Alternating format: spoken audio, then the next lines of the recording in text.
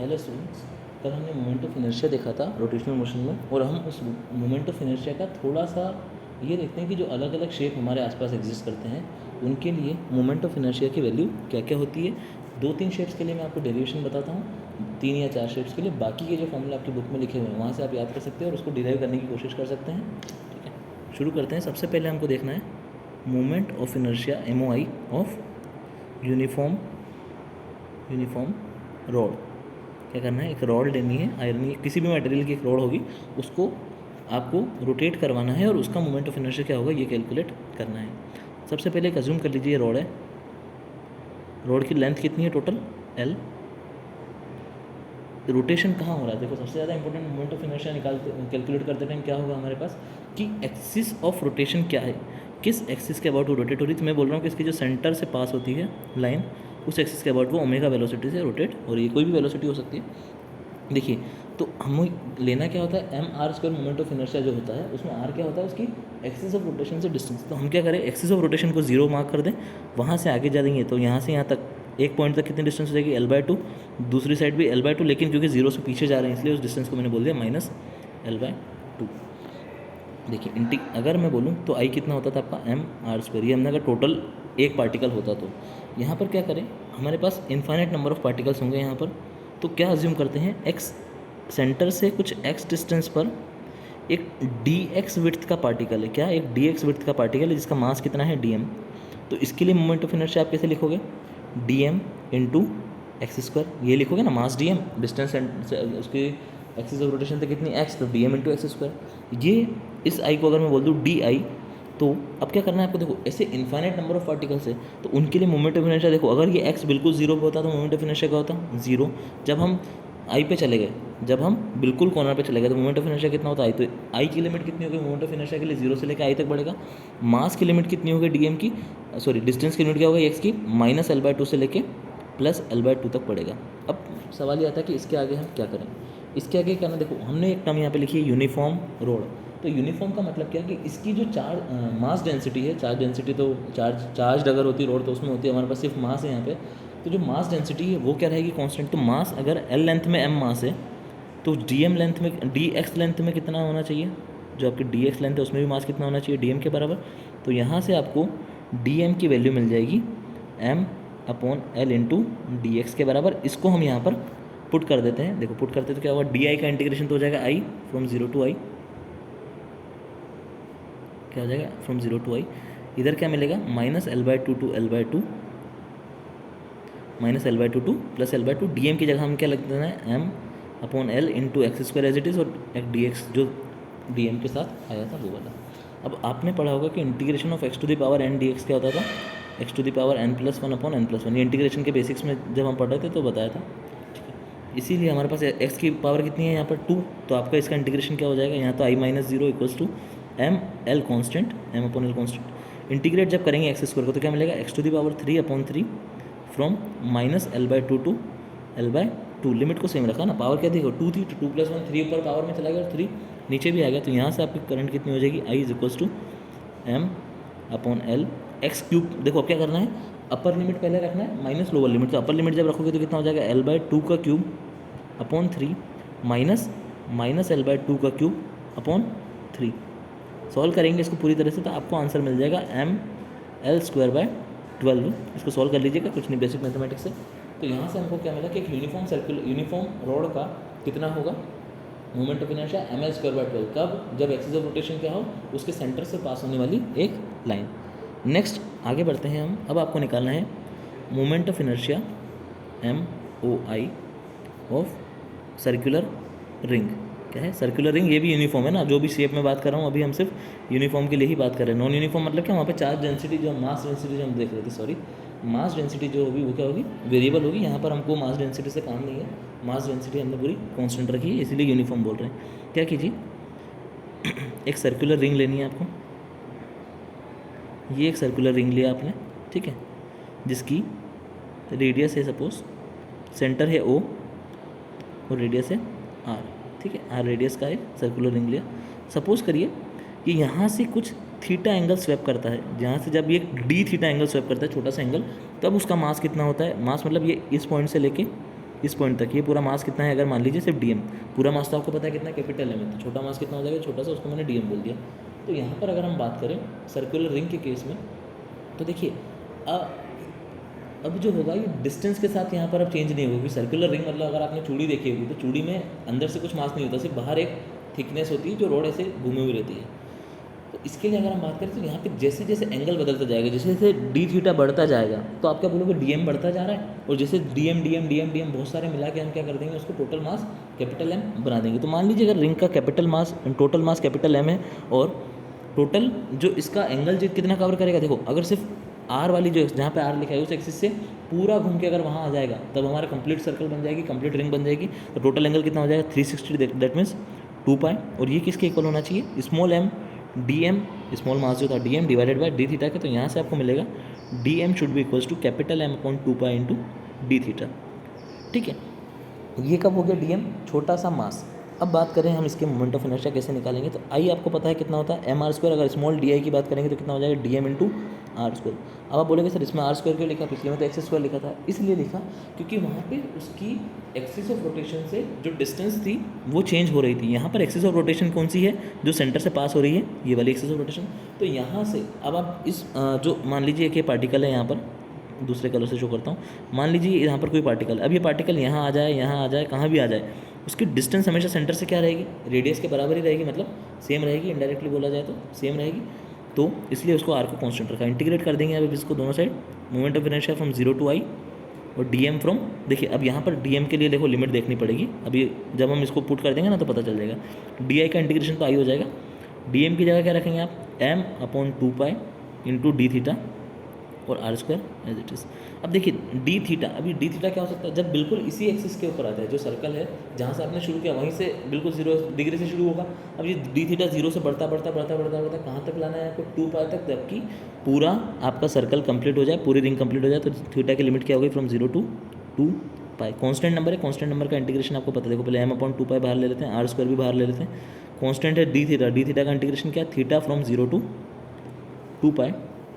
यहाँ से बात करें तो I is equals to M R square divided by 2 pi into, देखो upper limit 2 pi minus lower limit 0, 2 pi minus 0 is 2 pi, 2 pi से 2 pi cancel, आपको मोमेंट ऑफ इनर्शिया आई मिल गया एम आर स्क्वायर। किसके लिए, for a circular uniform circular ring, जिसके लिए axis of rotation क्या है, उसके सेंटर से पास होने वाली एक लाइन।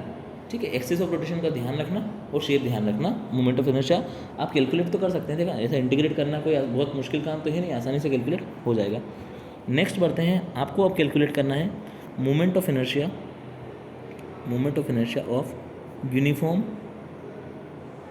Circular disc. किसके लिए कैलकुलेट करना है, यूनिफॉर्म सर्कुलर डिस्क के लिए, यूनिफॉर्म सर्कुलर डिस्क के लिए आपको कैलकुलेट करना है।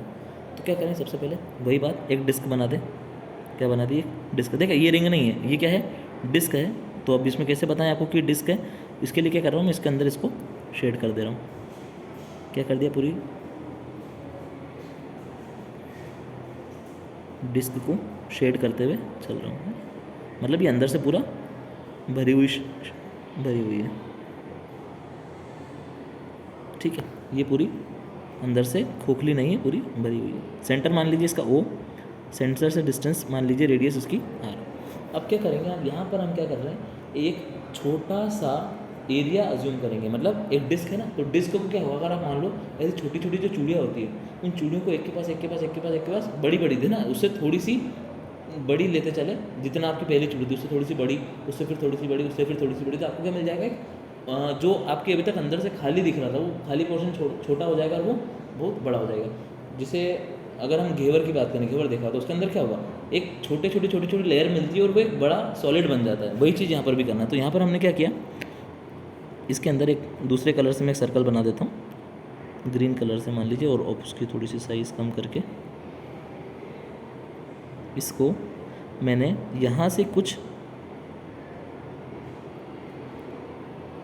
कितने डिस्टेंस पर, x डिस्टेंस पर, एक और बार सर्कल लेना पड़ेगा,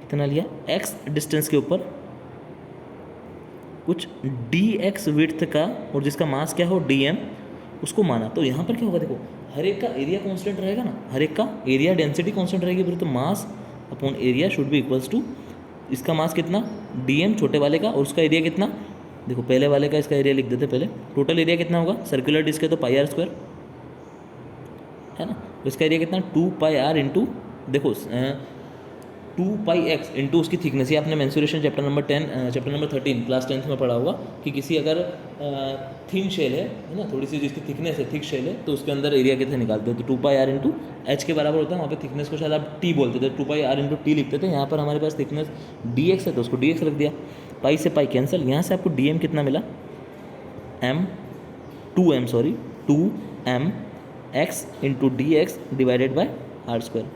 ठीक है, इस डीएम का हमको यूज़ करना है, किस लिए आगे आप बता रहे हैं क्यों, क्योंकि इंटीग्रेशन में हमको डीएम रखना पड़ेगा। यहाँ पर भी देखिए, तो जो भी पार्टिकल है उसकी डिस्टेंस यहाँ पर चेंज होगी, पहले क्या एक्स डिस्टेंस थी, मान ली अभी एक्स कहाँ से कहाँ तक जा सकता है, एक छोटी रिंग सबसे अंदर आपने ली जो जिसकी रेडियस क्या है वो 0, और 0 से बढ़ाते बढ़ाते बढ़ाते बढ़ाते उस रिंग को कहाँ तक लेके जाना है आपको, आर तक अगर रेडियस लेगा तो वो सारी रिंग्स मिलकर क्या बना देगी, एक डिस्क बना देगी। तो इसलिए हम क्या करेंगे यहाँ पे आई इज इक्वल्स टू क्या कर देते हैं, integration of D M into R square, पहले डी एम को रख देते हैं, आर नहीं एक्स स्क्वायर, क्योंकि इसकी विड्थ कितनी है अभी, इसकी डिस्टेंस कितनी है, एक्सिस ऑफ रोटेशन से X, integration of D M कितना निकाला था अपन ने, एम देख लेते हैं, M 2m into X, 2mx divided by R square,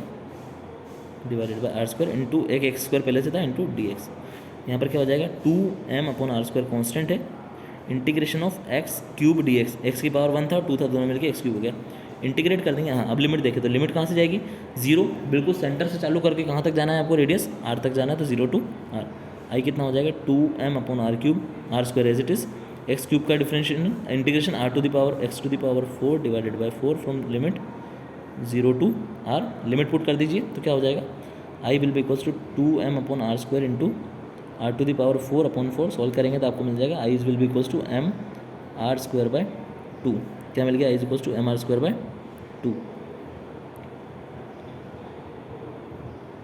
क्या मिल गया, I equals to M R square by 2, ये आपका क्या है फॉर्मूला, इसके लिए एक डिस्क के लिए जब एक्सिस ऑफ रोटेशन यहाँ पर भी क्या है, सेंटर से पास होने वाली एक लाइन। नेक्स्ट आखिरी जो बचा है, उसके पहले एक थोड़ा सा आपको बुक में एक चीज़ नहीं लिखी हुई थी तो वो बता देता हूँ कि एक होलो स्फीयर का मोमेंट ऑफ इनर्शिया क्या होगा, ऑफ होलो स्फीयर। होलो मतलब क्या, जैसे प्लास्टिक की बॉल होती है ना जो अंदर से खाली होती है, अगर उसको आप सेंटर पे के अराउंड रोटेट करवा रहे हो, ये है इसकी एक्सिस ऑफ रोटेशन क्या है, ये सेंटर के अराउंड रोटेट हो रही है, ऐसे सेंटर से पास होने वाली लाइन आर रेडियस की, तो इसके लिए मोमेंट ऑफ इनर्शिया आपका आई होता है 2mr स्क्वायर बाय 3। ठीक है, ये मैंने आपको इसलिए याद रखा है क्योंकि इसका डेरिवेशन में sine theta cos theta in सब का इंटीग्रेशन होता है, तो बायो वाले जो लोग हैं वो समझ नहीं पाएंगे ना, उनको थोड़ी सी दिक्कतें होगी, और उसका डेरिवेशन कोई इतना खास भी नहीं है। ठीक है, तो जो आपको काम आ रहा है वही चीज़ें सिखाएंगे। आप काम क्या आएगा आपको यहाँ से, एक सॉलिड स्फीयर का, ताकि आप सॉलिड दूसरे शेप्स जो हैं उनका निकाल पाएँ। तो हेडिंग डालिए moment of inertia of solid sphere. कौन सा स्फीयर, सॉलिड स्फीयर। जब हम सॉलिड स्फीयर की बात करें तो इसका मोमेंट ऑफ इनर्शिया कैसे कैलकुलेट करेंगे, आइए देखिए। सबसे पहले क्या करना पड़ेगा, एक स्फीयर मानना पड़ेगा। तो ये ले लिया भैया एक स्फीयर, इस बार ग्रीन कलर में ले लिया, कोई बात नहीं। स्फीयर लिया है ना, ये सर्कल नहीं है, ये क्या स्फीयर है। स्फीयर मतलब आपकी जो टेनिस बॉल आती है ना, टेनिस बॉल जो अंदर से पूरी भरी हुई थी आइकन की, वो वाली बॉल है। यहाँ पर क्या करेंगे हम, देखो जब डिस्क ली थी तो उसके अंदर हमने क्या छोटी छोटी रिंग मानी थी। अब हम यहाँ पे क्या करेंगे, जब हमने स्फीयर लिया तो इसके अंदर क्या करेंगे हम, छोटी सी एक छोटा सा हमने अंदर क्या मान लिया, हेमिस्फीयर। पहले स्फीयर की रेडियस लिख देते हैं हम, कितनी है, कैपिटल आर, और जो होलो स्फीयर है उसकी रेडियस मान ली मैंने एक्स, है ना। तो एक्स डिस्टेंस पर एक डी एक्स विड्थ का क्या लिया, एक डी एक्स विड्थ का, विड्थ वाला भी बना देता हूँ मैं, डी एक्स विड्थ का, ठीक है बहुत बढ़िया। एक्स डिस्टेंस पे डी एक्स विड्थ का मैंने एक बनाया जिसका मास कितना था, डी एम।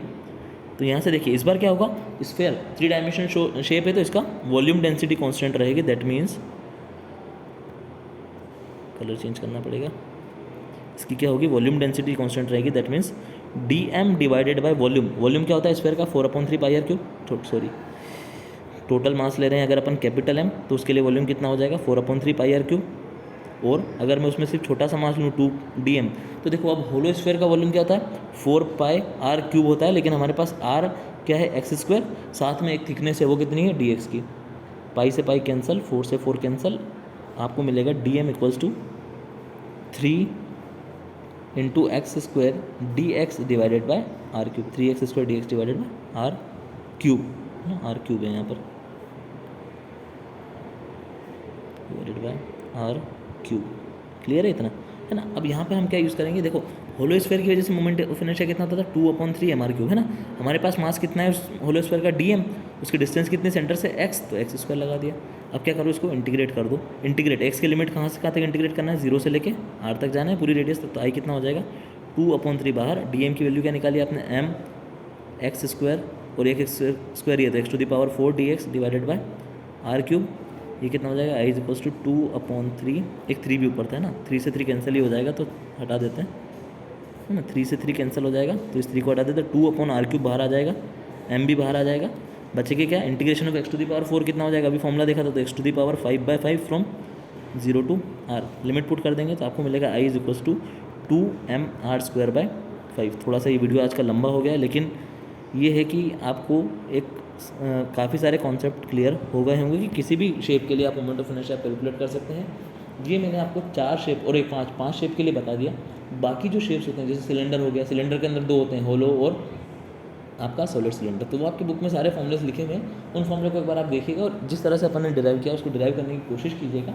अगर आप डेरिवेशन कर पाते हैं तो अच्छी बात है, और उसमें कहीं बीच में अटकते हैं, कहीं डाउट आता है, तो आप बिल्कुल लाइव क्लास में पूछ सकते हैं। तब तक के लिए कल मिलते हैं फिर, है ना। God bless you, thank you so much.